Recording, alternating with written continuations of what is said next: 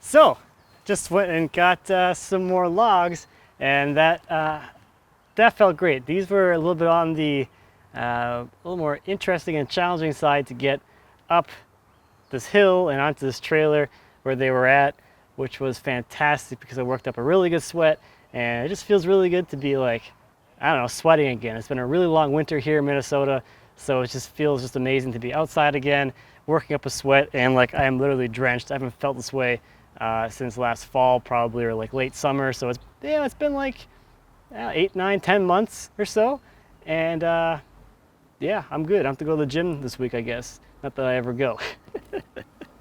So I do have the footage of going and picking these things up and loading them up that I want to share with you. I'll just kind of narrate over the whole thing and kind of let you know what's going on as it happens. But this was a walnut tree that was removed in someone's yard, and they were looking for the logs to go to a better cause than this being hauled over to the dump site where the tree service would have taken it. So they found me, they got a hold of me, and they had me come out to go pick this thing up. And I had got there this afternoon, and it was just a little bit after the tree service had left. They had dropped the tree on the ground, and it's left it there for me to cut up into whatever lengths that I needed. So this log is about 25 feet long. I'm going to cut it into two 10-foot lengths and then have a remainder piece. The trailer is 10 feet long, so that's kind of my limiting factor on length. And I don't really have any use or any way to really deal with anything longer as far as storage goes once things are cut up into lumber. So 10 feet is kind of the maximum length that I like to deal with anyway. Now this first section, the butt log, I'm cutting just a little bit over 10 feet. It's about 10.5 feet long. That's because the part where the tree service cut the hinge is a little bit goofy and messed up a little bit, so I'll likely have to trim back some of the material anyway. So it's going to leave me with a 10-foot finished length. Now the homeowners had also offered a piece of wood to one of their friends to carve or turn a bowl out of, and he needed something that was 12 inches in diameter and about 18 inches long.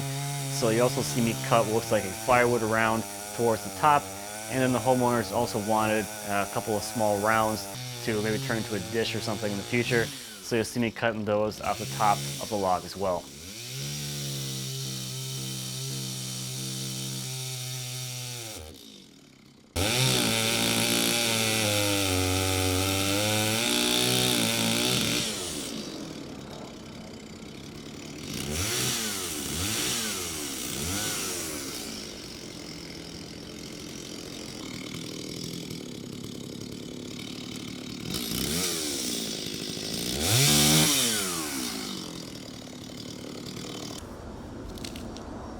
And once the logs are all cut to size, I can start trying to work these things up the hill and get them into position to be loaded onto the trailer. And I'll just let this kind of play through. The bigger log, the first section, was a lot easier to get up the hill because it doesn't have all little nubs sticking off of it from all the limbs, so that one went pretty smoothly. But the second section with all those limbs sticking off of there definitely put up a challenge. I was also trying not to tear up their yard too much, which is kind of inevitable with this kind of stuff. There's only so much you can do. So you'll see me trying to put things under the log to hopefully keep it off the ground a little bit, keep it from digging in, and not do as much damage as just dragging it directly up the hill.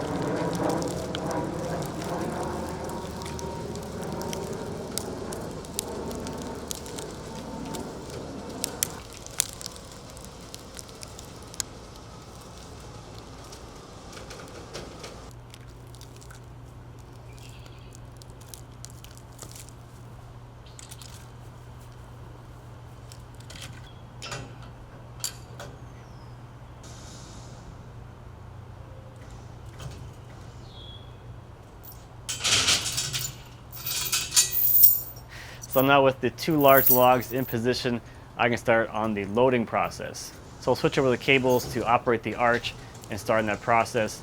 As you'll see, the big log went on really easily and pretty effortlessly. There's not a whole lot of issue with something that's nice and cylindrical and doesn't have a bunch of things sticking out of it.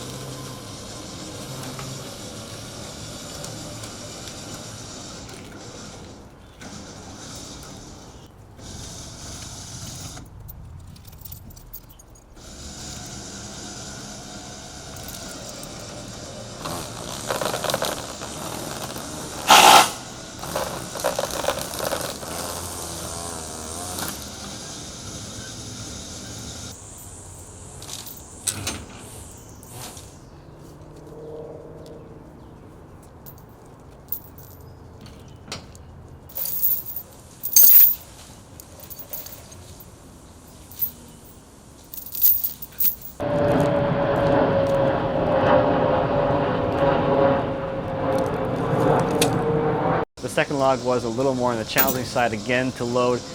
First of all, it's kind of at the wrong approach angle. It's still close to like maybe 90 degrees to the trailer instead of being parallel to it. So as I'm lifting it, I'm trying to spin it around about 90 degrees to get it running parallel to the length of the trailer.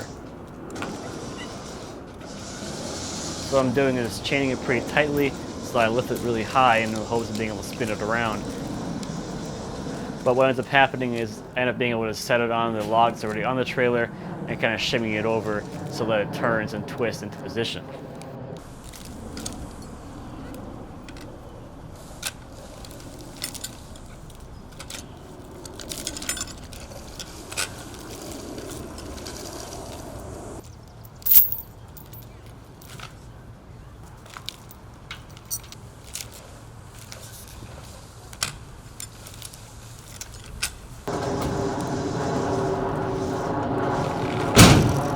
And the rest of the loading process on this was a little bit of back and forth kind of stuff as it kept getting stuck on the rails on the trailer. Those little limbs were super annoying, but it's just part of the game with something with this much crazy stuff going on.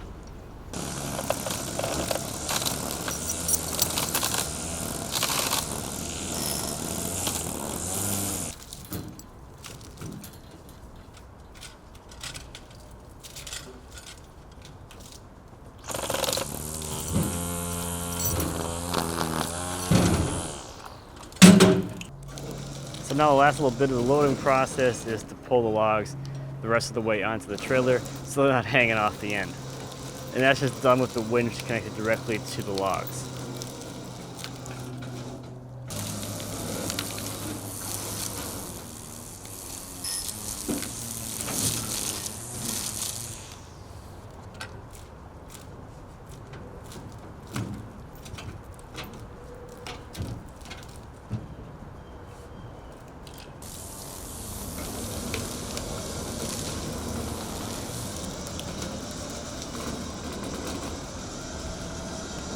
So now on to the small section that's left at the bottom of the hill.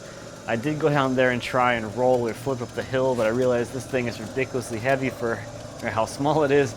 So I went ahead and unspooled the winch cable again and just dragged up the hill. And the small section is going to get dropped on top of the bigger logs, which are already on the trailer. So I'll chain it up pretty short so I have a lot of lift and just drop it on top of the other ones.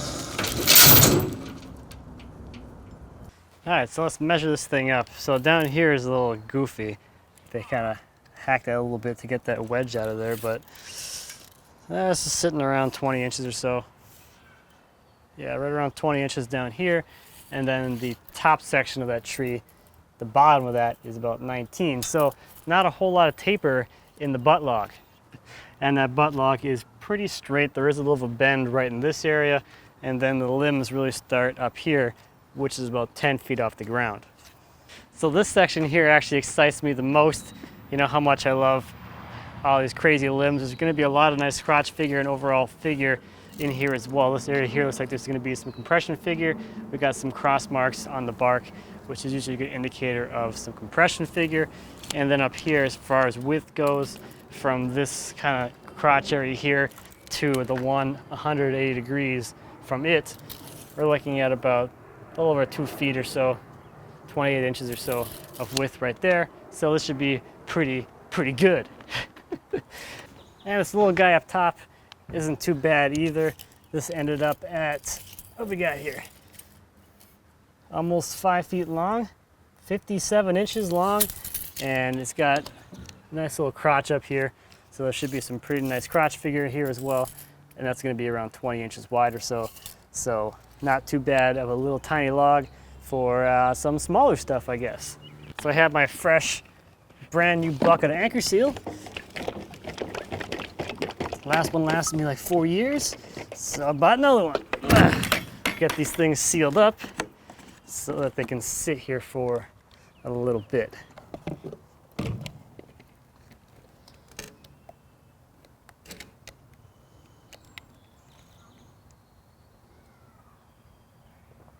I got my favorite little paint cup. This thing actually works pretty well for this. Splat.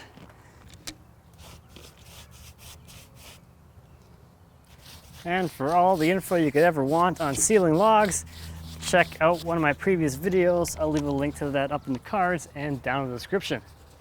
So this end's going to be a little tight with the trailer kind of in the way, but I'm not too worried about that right now because I have to pull these logs off the trailer and kind of store them for a bit. The sawmill isn't put back together yet from when I took it apart and painted it in my last sawmill video.